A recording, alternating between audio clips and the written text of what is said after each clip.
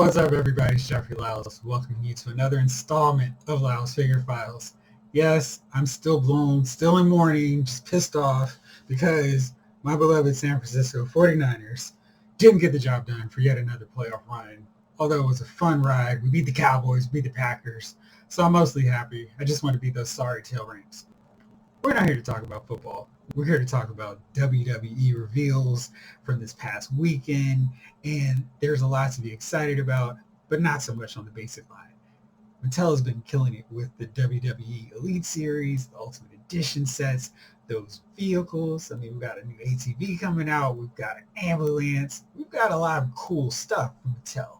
But the basic series has gone from this great line where you can get pieces, parts for figures, arms, heads, hands, knee pads, whatever, even boots in some occasions. But now, with the drastic cutbacks in articulation and just some real sketchy likenesses and questionable paint jobs on figures, there's nothing of any insight, any valuable or use from these figures.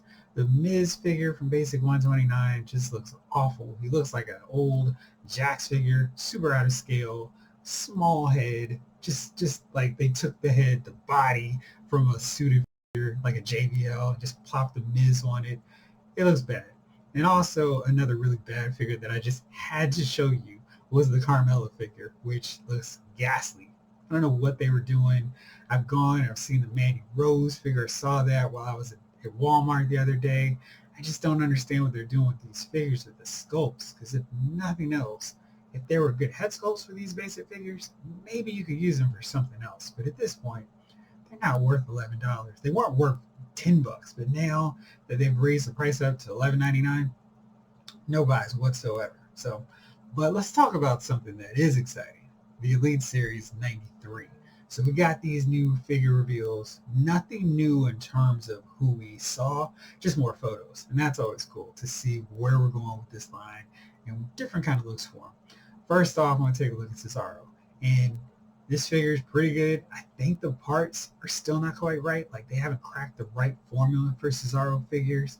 This one looks pretty good though. And I love that he's got black and yellow. So if you got the Cassius Ono figure, you can reunite the Kings of Wrestling in matching attire. So there is some incentive to get this figure. Head sculpts are always good on Cesaro figures. He's got a little robe, and thankfully it's cloth. You see all the detail on it. Really nice looking figure. And outside of those big clunky knee pads, I think this is a pretty good one, and maybe one of those figures that will hold off till November, December, where he's like $10 and at the you've got to buy him now price. So really nice job on Cesaro. Next up, T-Bar, another member of Retribution, and we know now we're not going to get Slapjack. He was the last member basically of the group that was waiting to get a figure revealed. We're not getting him. Action Figure Attack said they're not going to be able to complete Retribution. That makes sense. The thing is done, dead and buried, and I think everyone at WWE wants to forget it. So no chance of getting him, although you could probably cobble together a decent custom without much effort. But T-Bar is coming in, and I think they did a nice job with him. So you could basically take all of Retribution, and I think they would work great with other lines. Like, they would fit in as any crime boss goons for your Marvel Legend collection. I think there's some overlap with the McFarlane toys. I'm not quite sure. I haven't tried to scale those two together, but I think they could work on that front too. So there's a lot of cool, fun possibilities, even if you're not interested in building Retribution and having them fight your four horsemen with your Mattel WWE lineup. But he looks good, and I wish they were able to get Slapjack just to complete one of the more worthless factions in WWE history. Maybe they could fight the new Nexus or whatever, but not too bad. Next up is Ricky the Dragon Steamboat, a figure that I think is pretty good. We finally got a removable headband. I don't know why that took so long, but we finally got that. There's something off with the head though. It's like his neck and jawline is just too wide. And this is weird because I thought that the other Ricky the Dragon Steamboat figures had pretty decent likenesses. I don't know if it's the smile or just the way that jaw is, but it just seems a little off to me. Hopefully that's something that just take a little sander or whatever and smooth that out somewhat. And maybe this is a case where it just looks bad in photos and won't look so bad in person. Hopefully. He comes with the WCW TV title, which is good, so you can put your stunning Steve Austin, grab that on him, your Steve Regal figure, and then you've also got this for him to fight off the other guys. And I think that maybe this will work for your Booker T figure. Too bad we don't have a Saturn or late 90s Rick Martel to throw in this mix too, but it's a pretty cool looking figure. I love the fact that he's the Chase in this set. So you get the Spring Stampede 1994 yellow and green attire, and then you got this white and red mix up too. I love the fact that they're really thinking outside the box in terms of how many more WCW figures can we get out of classic WWF guys. And Ricky Steamboat was basically a half and half guy. Like, he had great moments in WWF and he had really great moments in WCW/NWA.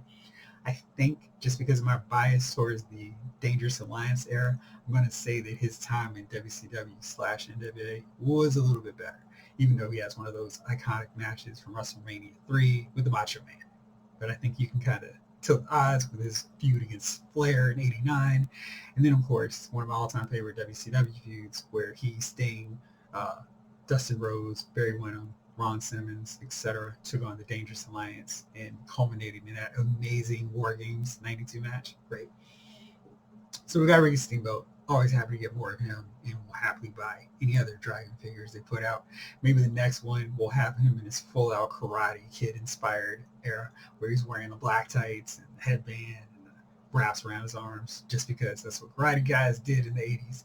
So love to see that one too. That's my last Ricky Steamboat figure that I really, really want to see Mattel knock out. We've also got a new Raquel Gonzalez. This is her first figure, so not new. Really, really was a huge fan of her before the NXT 2.0 disaster, and they just decided to make her a regular member of the roster. She had that killer feud with Rhea Ripley. I thought they did a great job of building her up as the next big powerhouse, the next big threat in NXT, soon to come to the main roster and wreak havoc. But after they butchered Rhea Ripley, it was kind of better for her to stay there. But then they decided we're going to split her up with Dakota Kai and have them feud. Speaking of Dakota Kai, I'm still trying to track down that WWE Royal Rumble Wave Dakota figure. I think that one looks really good, and I can't wait to get her and get another step closer to building my next Jimmy Hart figure. Raquel comes with her leather jacket, trench coat, and I love the photo that shows her with the women's title strapped around her waist the opposite way so she can flex and show off her back muscles like she would do all the time when she came to the ring. So I think that was a nice touch. And I'll probably display her in my collection like that too, just from that little bit of inspiration. So nice looking figure. I think they did a really good job on her head sculpt. The likeness is good. She also looks like she has a little bit of meat and muscle, so she's not frail like too many of these built women wrestlers that we see from Mattel. Like Rhea Ripley's way too slight. Bianca Belair is a little bit too slender too, but Raquel actually looks like she's got enough muscle. So that's a nice thing to see. Finally, I saved this figure for last because I was so impressed. Mattel has been really stepping up ever since Jazzwares entered the fray. They entered the ring with their AEW Unrivaled, Unmatched line. They've been forcing Mattel to step up, doing things that we've been clamoring for way too long, like double jointed elbows. We finally got that. And outside of the extra price Ultimate Edition wave.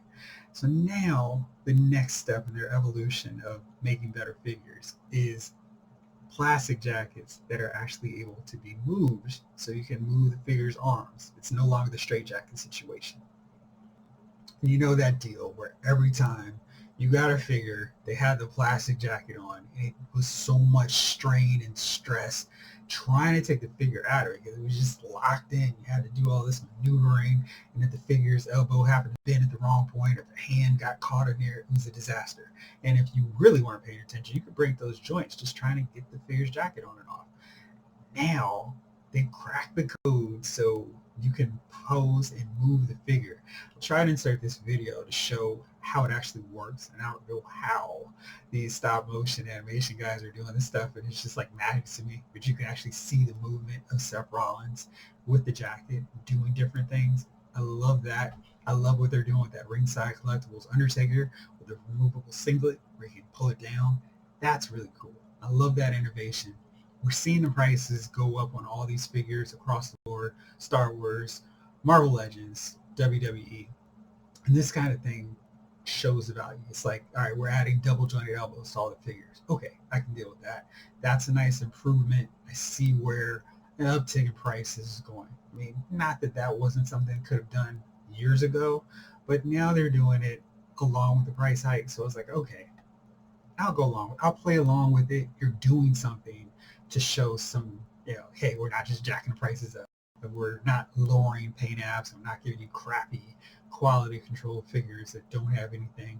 That Kane figure, notwithstanding, Steve, aka Action Figure Attack, showed the way you can determine the differences between that Ultimate Edition Kane that doesn't have the elbow that's painted correctly and the new one, which are starting to show up in stores now. Basically, the ears are covered a little bit more on this revised version, which is nice because that was kind of how Kane wore his mask back in the day anyway. So back to this Seth Rollins. Really excited about this jacket technology. This is really going to open up a lot of avenues for them. Mattel has been trying to figure out this code. We saw that with the Ultimate Edition early figures with the Bret Hart, with the Shinsei Nakamura, where they just were like, dump it. We're just going to make it so the arms are swappable and you can just replace them. And they tried to do it so you could do Bret Hart's, hey, I'm in the ring taunt pose, but it left a hole in there to work that, so it wasn't quite right. I'm fully expecting to see so many more Bret Hart figures with the jacket incorporating this technology, which will be great. Hopefully we'll get a Hart Foundation so we get a Gem 9 Hart one to match with him as well. That would be great. So now all those things that the plastic are better to hold the details, we can actually see this incorporated with a jacket that actually works and doesn't fight against us when we're trying to pose our figures with jackets. So I think this is a huge deal for collectors, people like me who cried and whined every time they showed a figure without a cloth shirt, outfit, whatever. Now I think they've managed to bridge that gap so it'll work either way. So that's very exciting. Also, we saw more pictures of the Ultimate Edition Wave 12, Alexa Bliss. I think I said 12 for Kane. He's 11. So this figure looks really good. I'm not quite sure if the moment, that lightning in a bottle moment where the Fiend and Alexa Bliss were some of the hottest characters in WWE is past. This may be one of those things. Hey, remember when the Fiend and Alexa Bliss were really great? Here's figures you can get of them. The Alexa has a 2-in-1, which I love for this concept, where you can put her in the playhouse, the fun house look, where she's all happy and lucky and totally innocent, wink wink, and then you can have the possessed one where she's in the ring and just doing crazy magical stuff on all her opponents. I love this option. I think anytime you get a 2-in-1 figure, that's a win for us. So I love anytime they do that. I think this was executed pretty well. I only do wish that they had kind of painted the happy face eyes a little bit more sinister. You see on the box that her eyes have like a little bit more makeup to slant up, which gives her that sinister look. And I wish they had done that because we've gotten so many of the smiling, happy Alexa figures. This one would have been a nice change up on that just to show a little bit difference. Either way, it still works. I'm not sure if I'm sold enough to buy it though.